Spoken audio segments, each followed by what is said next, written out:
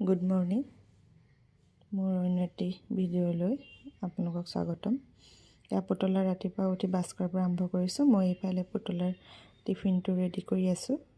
টিফিনৰ কাৰণে পুতলাক অকণমান আটা লৈছোঁ, তাত অকণমান ভেজিটেবল এড কৰিম।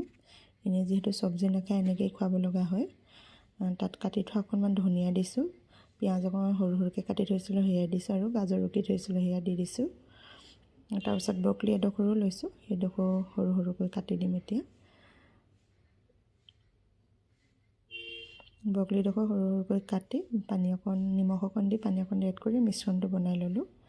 এতিয়া কেৰাহীখন পাতি মিশ্ৰণটো এনেকৈ বেছি পাতলা হ'লেও মানে ভালকৈ নহয়, বহুত ডাঠ হ'ব নালাগে, পাতলো হ'ব নালাগে। কেৰাহীখন পাতি তাত অকণমান ঘিখিনি গৰম হ'ব দিছোঁ। ঘিটো যিহেতু ম'হৰ ঘি, সেইকাৰণে বগা বগা দেখা পাইছে। ঘিখিনি গৰম হ'লত মিশ্ৰণ কৰি থকা সেইখিনি অকণমান দি সৰুকৈ, একেবাৰে ডাঙৰকৈ দিলে নাখায় যিহেতু, এনেকৈ বনাই দিছোঁ। এয়া পুতলা টিফিনে দি এনেকৈ সৰু সৰুকৈ 2টা বা 3টা দিম। এনেকৈ দিলে তাই খাই ভাল পায়। এইফালে আকৌ দেউতাকে গা চা ধুৱাই তাইক ৰেডি কৰাই আছে।